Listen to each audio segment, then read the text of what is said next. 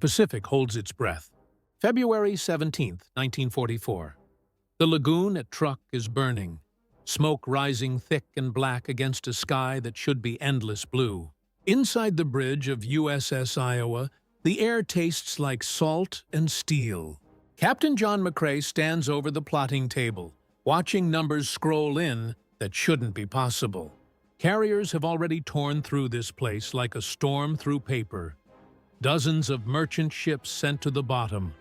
250 Japanese aircraft turned to wreckage and ash. But now something different is happening. A group of warships is running north through the passes, desperate, damaged, trying to disappear into open water. And Admiral Raymond Spruance, the man commanding the entire Fifth Fleet, has just made a decision that surprises even the officers standing next to him. He wants a surface action. He wants guns, not planes. The light cruiser Katori, the destroyers Maikaze and Nowaki, the auxiliary cruiser Akagi Maru, already battered by dive bombers and torpedo planes, they're fleeing for their lives. And Iowa, along with her sister New Jersey, is being unleashed to finish them. What happens in the next 2 hours will set a record that still stands today, decades later, untouched. The longest range engagement between battleships and surface vessels in naval history. But it's more than that. It's a demonstration of something the Japanese High Command never fully believed. Something they couldn't wrap their minds around until they saw it with their own eyes. American battleships didn't just have bigger guns or thicker armor. They had something far more dangerous. The ability to hit what they couldn't even see, from distances that seemed like something out of science fiction. To understand why what happened at Truk was such a shock, you have to go back to how both navies thought about battleship combat. For decades, maybe since Tsushima in 1905, the Imperial Japanese Navy had built everything around one concept: Kantai-Kessen, the decisive battle. One enormous fleet action where Japanese battleships, manned by superior crews, filled with fighting spirit, would close to medium range and destroy the American battle line through courage, skill, and the sheer weight of their shells. Range wasn't just a number on a spec sheet. It was wrapped up in an entire philosophy of warfare. Japanese naval theorists believed battles would be decided at maybe 10, 15 miles. Close enough for optical rangefinders to work. Close enough for the human element to matter. For crew training and fighting spirit to tip the scales. The idea that shells could be placed accurately on target from beyond the horizon, from distances where you couldn't even see the enemy ship with your naked eye, that seemed more theory than reality. This wasn't ignorance. Japanese naval intelligence was professional, extensive. They knew in general terms what American battleships could do on paper. They knew the specs, the range, the shell weight, the armor thickness. What they didn't appreciate, what they couldn't quite believe until it was too late, was the fire control. American radar-directed fire control systems, particularly the Mark 8 fire control radar mounted on Iowa-class battleships, represented a revolution. While Japanese warships still relied on optical rangefinders, impressive devices but fundamentally limited by visibility, weather, and distance, American battleships could calculate firing solutions when the target was barely visible or not visible at all. The system worked like a mechanical miracle. Radar detected the target and fed continuous range and bearing data directly into an analog computer called a rangekeeper. The rangekeeper factored in everything. Not just where the target was, but its speed and course. The firing ship's speed and course, wind direction and velocity, air temperature and density, even the rotation of the Earth beneath them. It calculated where the target would be by the time a shell, traveling for maybe 90 seconds through a parabolic arc reaching heights over 7 miles, finally arrived. This wasn't guesswork. It wasn't hope. It was mathematics made lethal. And the Japanese, for all their intelligence gathering, had never internalized what this meant in practice. They had built Yamato and Musashi, the largest battleships ever constructed, mounting 18-inch guns that could theoretically outrange anything afloat. But theoretical range and effective range are very different things. Without comparable fire control, those mighty guns were limited to distances where optical sighting might work. Meanwhile, American battleships, with smaller but better controlled 16-inch guns, could engage effectively at ranges the Japanese had never seriously practiced for. The morning of February 17th began with carrier strikes. Task Force 58 under Admiral Mark Mitcher unleashed wave after wave of aircraft against Truk. The base had been considered Japan's Gibraltar of the Pacific for 2 years, a vast natural harbor protected by reefs and defended by hundreds of aircraft. American submarines had lurked outside, picking off ships that ventured out, but no one had dared a direct assault until now. By mid-morning, the lagoon was a graveyard. Merchant ships burned at anchor. Destroyers and cruisers, caught unprepared, had been bombed and torpedoed. The air reeked of burning oil and cordite. Japanese pilots scrambling desperately to defend their base were being shot down by American fighters in numbers that foreshadowed what would later be called the Great Marianas Turkey Shoot.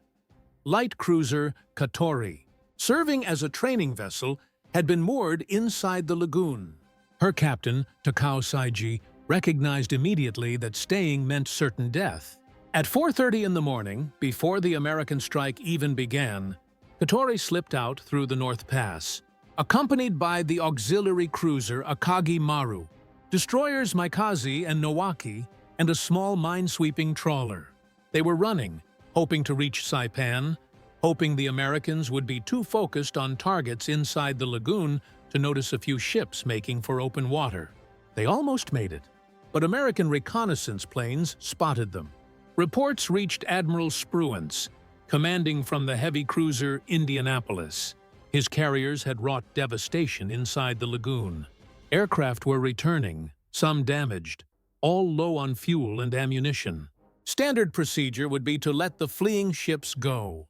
Japanese vessels escaping Truk could be hunted by submarines, by aircraft from other bases. Spruance wanted something else. He wanted a surface action. He wanted his battleships and cruisers to close with the enemy and engage ship to ship. Some of his staff thought it reckless. Carriers could finish the job safely. Why risk capital ships? But Spruance understood something they didn't. This war was proving again and again that carriers had replaced battleships as the decisive arm of naval warfare. But that didn't mean battleships were useless, not yet. And he wanted to demonstrate, both to his own navy and to the Japanese, that American surface ships could still fight and win decisively.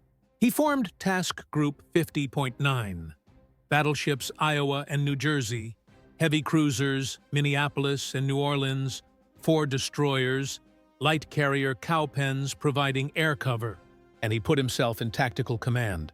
The chase was on. The Japanese ships had maybe a 2-hour head start. They were running at close to maximum speed, around 26 knots for Katori, 35 for the destroyers. But Iowa and New Jersey, the newest and fastest battleships in the American fleet, could make 33 knots, and they had radar. They didn't need to see their quarry to track them. Shortly after 1 in the afternoon, American scout planes from Cowpens confirmed the Japanese position. Katori and her escorts were 30 miles northwest of Truk, heading roughly north, still running. On Iowa's bridge, Captain McCrea received updates from the Fire Control Center. Range to target, 32,000 yards, 18 statute miles. The Japanese ships were still invisible to the naked eye, hull down beyond the horizon, but on the radar scope, they were clear as day. 4 distinct contacts moving steadily northeast. Admiral Willis Lee, commanding the Battleship Division, gave the order. Prepare for surface action. All ahead flank. Increase speed to intercept. Below decks in the massive turrets, gun crews went to work. Each turret, designated 1, 2, and 3, contained 3 16-inch guns. 9 guns total. Each barrel 66 feet long from breech to muzzle. Each shell, the armor-piercing rounds, 2,700 pounds, nearly 1.5 tons of steel and explosive, capable of punching through 2 feet of armor plate at 15 miles. The armor-piercing shells, designated Mark 8, were engineering marvels. a hardened steel cap at the tip to bite into armor, a ballistic cap to maintain velocity through the air. Inside, a relatively small bursting charge. These weren't designed to explode on contact like bombs. They were designed to penetrate deep into a ship's vitals, then detonate, destroying magazines, engineering spaces, command centers, killing the ship from the inside. For this engagement, though, the high-capacity shells, Mark 13, would be more suitable. 1,900 pounds with a much larger bursting charge, designed to create devastating fragmentation against lightly armored ships like destroyers and the thin-skinned Katori. These were the rounds of choice. In the plotting room, the rangekeeper hummed. Inputs from radar, inputs from the ship's gyroscopic compass, and speed indicators. The target's course and speed estimated and continuously updated. The system calculated the firing solution. Barrel elevation needed, lead angle to account for the target's movement, even the wear on the gun barrels, which slightly reduced muzzle velocity after repeated firings, was factored in. At 14,500 yards, Iowa opened fire. 7¼ statute miles. Turret 2 spoke first. 3 guns, 3 shells, each weighing nearly a ton, launched at a muzzle velocity of 2,600 feet per second. The recoil was enormous. The entire ship shuddered. The overpressure wave from the guns could injure unprotected personnel on deck. The blast deflectors, massive armored plates designed to protect the decks from the gun muzzle's fury, glowed briefly from the heat. 45 seconds later, the first salvo arrived. Katori, already crippled by earlier air attacks, was attempting to maneuver. Her captain knew what was coming. 3 shells arriving in a tight pattern. 1 fell short, 1 fell long, the third struck the water alongside, showering the ship with fragments and spray. A straddle. The next salvo would adjust. Katori's crew fought back. Her 5-inch guns, designed for anti-aircraft work and defense against destroyers, opened fire. She even got off a torpedo salvo, a desperate, defiant gesture. But the range was too great. Her optical rangefinders couldn't get an accurate fix on ships hull down on the horizon. The torpedoes ran wild, missing New Jersey by hundreds of yards. Iowa fired again and again. Each salvo was 3 shells. Each salvo adjusted based on where the previous one had fallen. The rangekeeper updated continuously. The radar showed Katori's course changes, slight alterations as she tried to evade, but there was no evading. At these ranges, the shells took almost a full minute to arrive, but the fire control system predicted where the ship would be, not where it was. The 4th salvo hit. Multiple shells struck Katori's superstructure and midships. The 1,900-pound shells detonated with immense force. Fragmentation scythed through anything not protected by heavy armor. And Katori, a light cruiser, had very little heavy armor. Her bridge took a direct hit. Her engineering spaces were torn open. Fires erupted. The destroyer Maikaze, her consort, tried to stand by, tried to lay smoke, tried gallantly and uselessly to draw fire from the dying cruiser. She launched torpedoes of her own at Iowa and New Jersey. Lookouts on New Jersey spotted the torpedo wakes. The battleship altered course slightly. The torpedoes passed just ahead of the bow. One officer later remarked it would have been embarrassing to be hit. But Maikaze's sacrifice bought nothing. American heavy cruisers, Minneapolis and New Orleans, had closed the range. Their 8-inch guns added their weight to the barrage, and carrier aircraft from Kaupens, circling overhead, warned the surface ships of any submarine threat and confirmed hits. Katori, her guns still firing even as she listed heavily, rolled over at 13:43 hours. 11 minutes under fire. Captain Saiji went down with his ship. Large groups of survivors were seen in the water. Destroyer Burns attempted to rescue some of them, but the Japanese sailors, trained to fight to the death, refused rescue. Some attacked the American sailors. In the end, none were pulled from the water. None survived. Every man aboard Katori, approximately 300 officers and crew, perished. Maikaze, still fighting, became the next target. Outgunned 20-1, she nonetheless closed to launch another torpedo attack. Minneapolis and New Orleans concentrated their fire. Shell after shell slammed into the 2,000-ton destroyer. She absorbed punishment that would have sunk 3 ships her size. Her crew fought until the magazine exploded and she broke in half. All hands lost. Destroyer Milwaukee, seeing what had happened to her sister ships, made a run for it. She was faster than the battleships, capable of over 35 knots, and she had a head start. Iowa and New Jersey turned to pursue. Range opened to 34,000 yards, then 36,000. 19 miles, 20 statute miles, beyond the range where any battleship had ever scored a hit in combat. But the chase wasn't about hitting. It was about demonstrating capability. Iowa fired. New Jersey fired.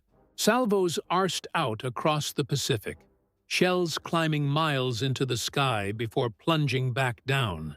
At maximum elevation, 45 degrees, the trajectory was almost like an artillery piece firing over a mountain. The shells fell around Milwaukee. One salvo straddled her, shells landing to port and starboard. Splinters from near misses caused casualties and minor damage. But she was too fast, too far, and pulling away. At 35,700 yards, 20.3 statute miles, New Jersey fired what would be the final salvo of the engagement. It was a straddle. One shell splashed into the ocean to Milwaukee's port side, another to starboard. The destroyer disappeared into rain squalls and opened the range. She would escape, but the point had been made. 23 miles had been listed as the theoretical maximum range of the Iowa-class guns.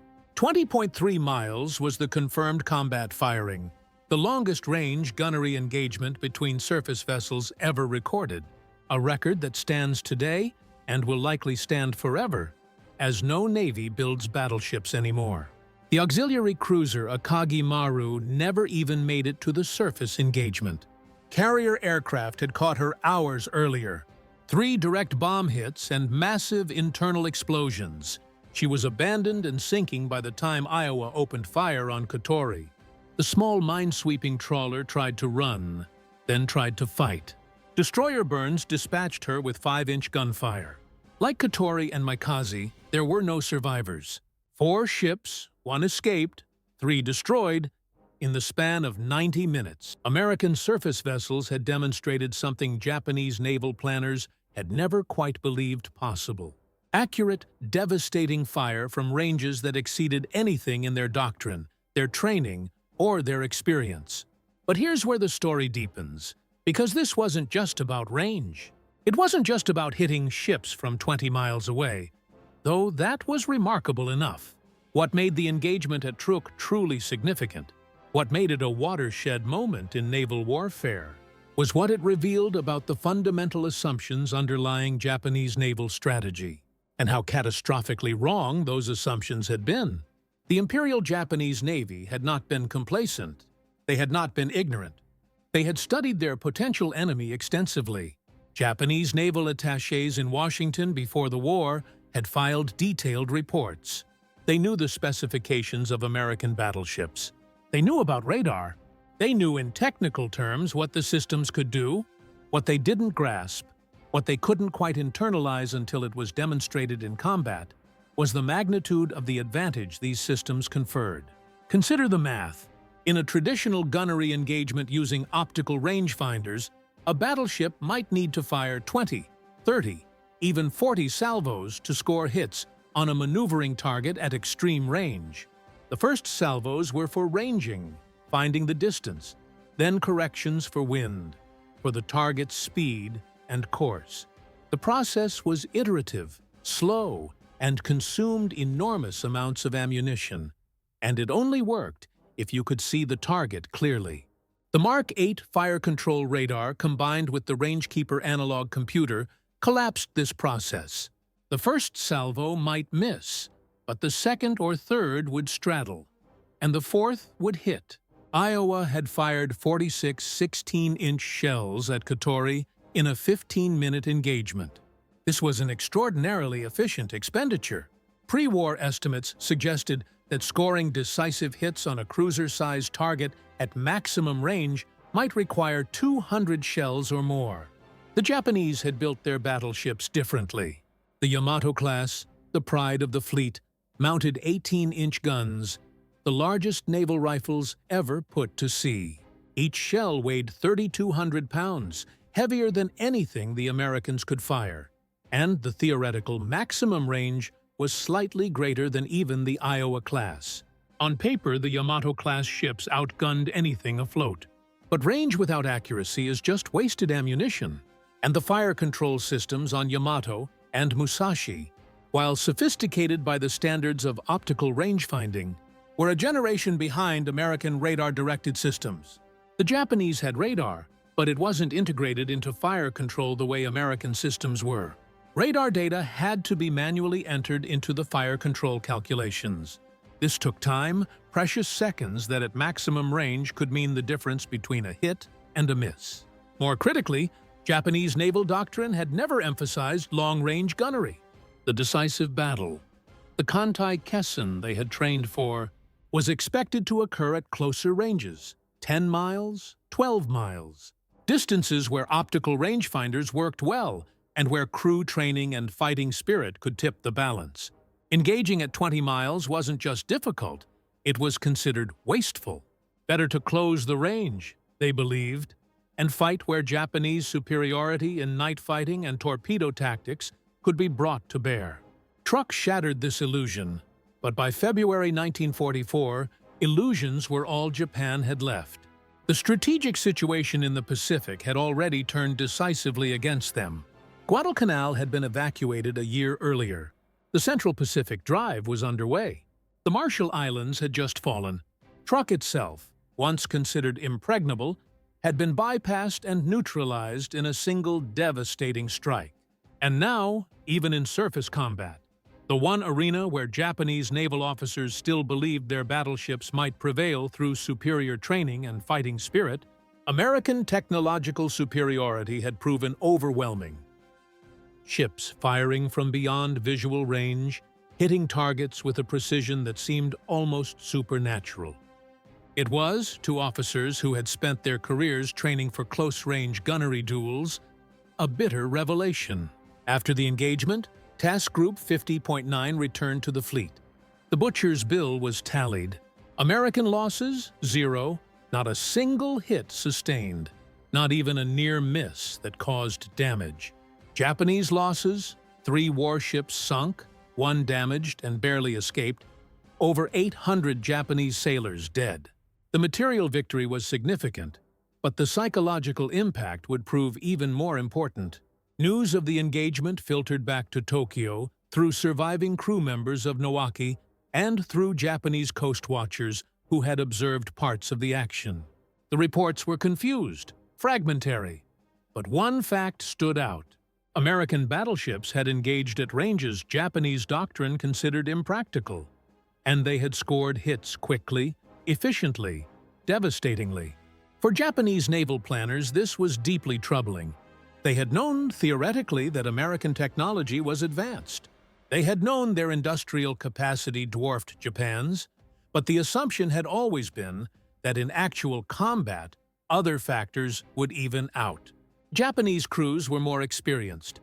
Japanese fighting spirit was superior.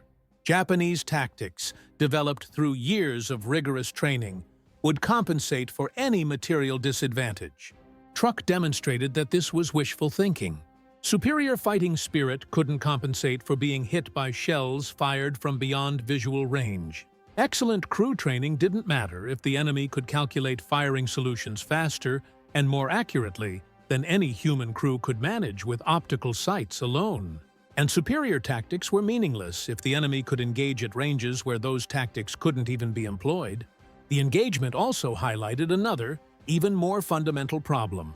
By February 1944, Japan had already lost the naval war, not in the sense of a single decisive battle, but through attrition, through the steady, grinding destruction of their merchant fleet by American submarines, through the loss of carriers at Midway, the Solomon Islands, and the Philippine Sea, through the loss of trained pilots who couldn't be replaced at anything approaching the rate the Americans were producing new aviators. The battle at Truk, if it can even be called a battle, was a footnote. 3 Japanese ships sunk, strategically insignificant, but symbolically it was devastating, because it proved that even in surface combat, even in the arena where battleships were supposed to reign supreme, American technology had rendered Japanese numerical and qualitative advantages meaningless. Let's talk about those Iowa-class battleships, because understanding what they were, and more importantly what they represented, is crucial to understanding why Truk mattered. USS Iowa, BB-61, was commissioned in February 1943. She was the lead ship of her class. 6 ships were planned. 4 were completed: Iowa, New Jersey, Missouri, and Wisconsin. 2 were canceled before construction finished. They were the last battleships the United States Navy would ever build. They were fast, 33 knots, faster than most cruisers. This speed came at a cost. To achieve it, the hull had to be long and relatively narrow, 887 feet long but only 108 feet at the beam. This gave them a sleek profile, but it also meant they were less heavily armored than the preceding South Dakota class. The armor was carefully designed, concentrated on vital areas. The main belt was 12¼ inches thick. The turret faces were 17 inches, enough to protect against 16-inch shells at most combat ranges, but not invulnerable. The main battery was 9 16-inch 50 caliber Mark 7 guns. The designation 50 caliber means the barrel was 50 times the diameter of the bore. 50 times 16 inches equals 800 inches, or 66.7 feet, nearly 70 feet of rifled steel barrel. Each gun weighed 267,900 pounds with the breech mechanism, over 120 tons. They fired 2 types of shells, the armor-piercing Mark 8 at 2,700 pounds and the high-capacity Mark 13 at 1,900 pounds. A full broadside, all 9 guns firing simultaneously, threw nearly 12 tons of steel and explosive. The rate of fire was approximately 2 rounds per gun per minute, though in practice sustained fire was slightly slower due to the time needed to reload the massive shells and powder charges. The powder charges themselves were remarkable. 6 silk bags per gun, each containing 110 pounds of smokeless powder. The bags were handled with extreme care. Any spark, any static electricity could cause a catastrophic explosion. The powder was sensitive enough that temperature variations had to be accounted for in the firing calculations. Warmer powder burned slightly faster, altering muzzle velocity and thus range and trajectory. The secondary battery was 25-inch 38 caliber dual-purpose guns. These could engage both surface targets and aircraft. At range, they could hit destroyers or shore targets, and with proximity-fused shells, they could create airbursts deadly to incoming aircraft. Rounding out the armament were dozens of 40mm Bofors and 20mm Oerlikon anti-aircraft guns. But the real weapon, the system that made everything else possible, was the fire control. 2 Mark 38 directors controlled the main battery. Each director contained a Mark 8 fire control radar and a complex optical rangefinder as backup. The directors fed data into the Mark 1A fire control computer, a mechanical analog marvel weighing several tons and containing thousands of precisely machined gears, cams, and linkages. The computer solved differential equations in real time. It calculated the ballistic trajectory of shells in 3 dimensions. It accounted for the curvature of the Earth, the Coriolis effect caused by the planet's rotation, air density variations at different altitudes, the drift of the ship caused by wind and current, and, critically, it predicted where the target would be by the time the shells arrived. This was revolutionary. Previous fire control systems required manual calculation and constant adjustment. The Mark 1A did it automatically, continuously, updating the firing solution several times per second. The result was that Iowa could fire accurately at targets she couldn't even see with optical rangefinders, in fog, at night, beyond the horizon. As long as radar could detect the target, the guns could engage it. The engagement at Truk demonstrated this capability in combat for the first time, and it terrified the Japanese because they realized that their most powerful battleships, Yamato and Musashi, despite their heavier armor and bigger guns, couldn't match this. The biggest guns in the world were useless if they couldn't hit what they aimed at. And the thickest armor was meaningless if the enemy could fire accurately from ranges where return fire was ineffective. But here's the deepest irony, the one that makes this story not just a tale of technological superiority, but something closer to tragedy. By the time Iowa demonstrated the supremacy of radar-directed gunnery, battleships were already obsolete. The engagement at Truk was the only time Iowa or New Jersey ever fired their main guns at enemy surface vessels in anger during World War II. The only time. Aircraft carriers had already proven themselves the decisive weapon. At Coral Sea, at Midway, at the Philippine Sea, at Leyte Gulf, the largest naval battle in history, battleships fired their guns, but the battle was decided by aircraft.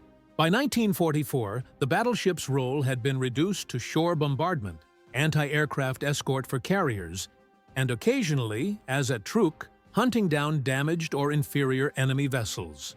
The Iowa-class ships were in a sense the ultimate expression of a dying weapon system. Faster, more accurate, more sophisticated than any battleships that had come before, but still battleships, still tied to a mode of warfare that aircraft had rendered obsolete. They were magnificent anachronisms, built to fight a war that no longer existed. This is what the Japanese admirals never fully understood. It wasn't just that Iowa's guns could hit from 20 miles. It was that hitting from 20 miles didn't matter anymore. Not when carrier aircraft could strike from 200 miles. Not when a single carrier could project more destructive power than an entire battleship squadron. The question wasn't whether Japanese battleships could match American battleships in a gunnery duel. The question was whether battleships mattered at all. And the answer by mid-1944 was increasingly no. Yamato and Musashi would both be sunk by aircraft. Yamato in April 1945 on a one-way suicide mission to Okinawa.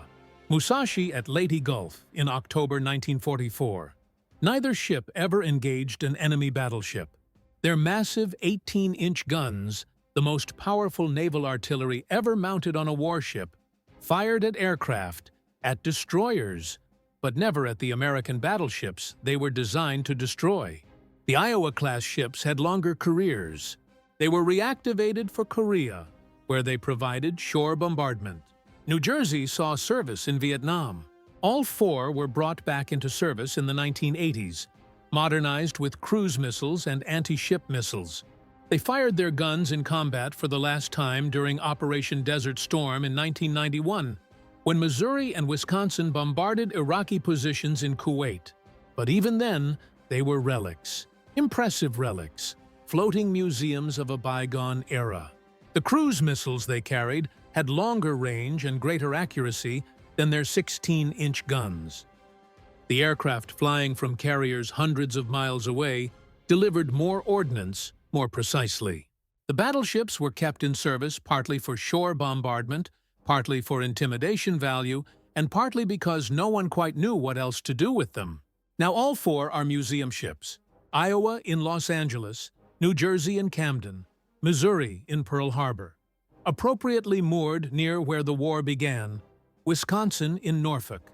Visitors can walk their decks, stand in the turrets, marvel at the machinery. But the era they represent is gone. The age of the battleship ended not with a dramatic last stand, but with a quiet acknowledgement that other weapons were simply more effective. The engagement at Truk stands as a peculiar moment in this transition, a demonstration of technological superiority in a weapon system that was already being superseded. Japanese admirals were shocked that Iowa could hit from 20 miles, but they should have been more concerned about the carriers that had destroyed 250 aircraft and dozens of ships earlier that same day. Still, for the men who served on Iowa, For the crew who loaded the shells and fired the guns and maintained the machinery, Truk was proof that their ship, their weapons mattered, that they weren't just along for the ride while aircraft did the real fighting.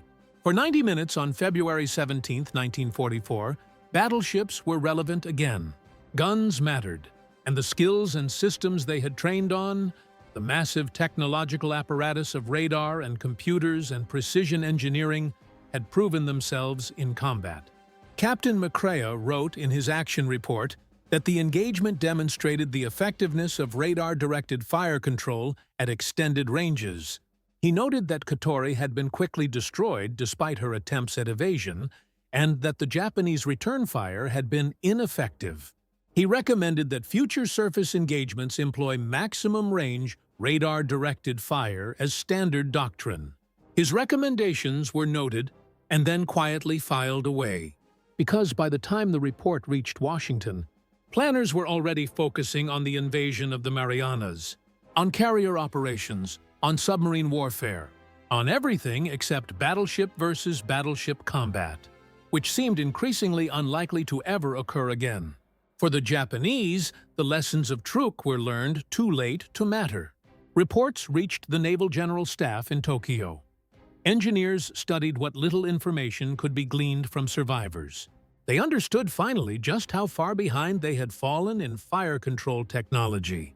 Plans were drawn up to retrofit Japanese battleships with improved systems, but by early 1944, Japan lacked the industrial capacity, the resources, and most critically, the time to implement such upgrades. The war was already lost. Truk had demonstrated it, not because of the 4 ships sunk, but because of what those sinkings represented. American technology, American industry, American systems were superior across every dimension of naval warfare. Fire control, radar, damage control, logistics, industrial production, pilot training, code breaking. The Japanese could still fight. Their sailors were still brave, their ships still dangerous. But bravery and danger couldn't compensate for systematic, overwhelming superiority in every measurable category. One Japanese naval officer, interviewed after the war, described the feeling when news of Truk reached fleet headquarters. "We knew then," he said, "that we were fighting a war we had already lost. Not just the battle, but the war. They could do things we couldn't do, build things we couldn't build, and they could do it faster and better. We had hoped that fighting spirit would compensate. After Truk, we knew it wouldn't." This realization spread through the combined fleet, not all at once, not uniformly. Some officers still believed in the possibility of a decisive battle. Some still thought that one great victory, one crushing blow, could force the Americans to negotiate. But increasingly, the prevailing mood was fatalistic. The question wasn't whether Japan would lose, it was when and at what cost. The final tally from Operation Hailstone makes for grim reading from the Japanese perspective.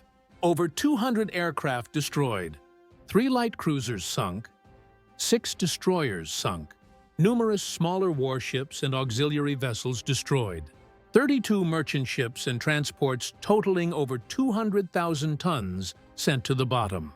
All accomplished in 2 days, with American losses of 21 aircraft and approximately 100 casualties. Truk, once considered the Gibraltar of the Pacific, was rendered useless.